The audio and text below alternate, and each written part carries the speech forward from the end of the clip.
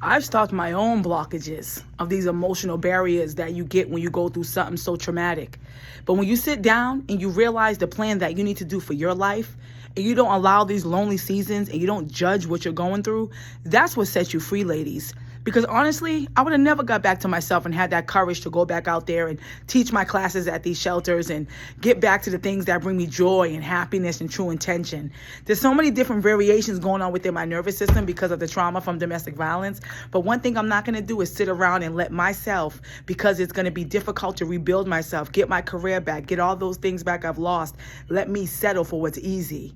I've seen people around me settle because it hurts me when I see people succumb to the things they've been through. Because if I told you what I've been through in these last 7 years, setting myself free and getting back to myself, it's not easy, but what is your plan in putting your foot down? Are you going to settle in those feelings of sadness? Or are you going to find a way to get out of it and come up with solutions and plans and get away from the same people that are keeping you in the same things? Or are you doing the same things to yourself that you got to face and take accountability for?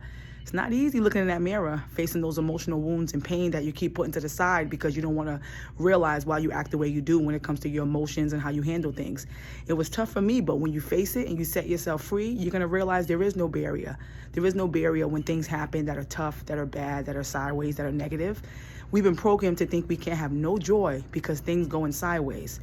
How are you going to have joy when things are going sideways if your inner is sideways and you haven't found the happy place or that medium ground of peace within yourself? Hello?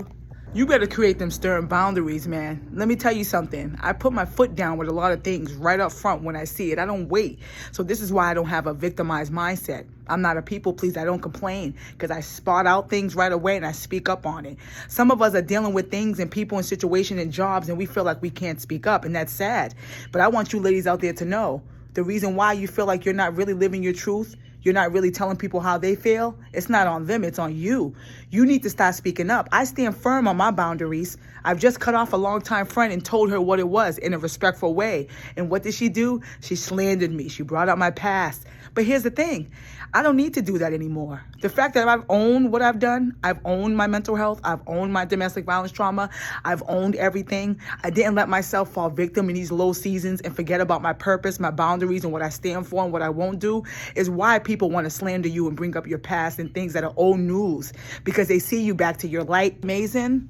Going through my journey of healing from domestic violence, from childhood, the verbal, emotional, spiritual abuse. Even though I had amazing parents, my father had his ways that he didn't even understand. I make peace with it. I don't have weight in my spirit for things I can't control. But understand the tools my father taught me to always stand firm with having a voice, courage, contentment, confidence in myself, and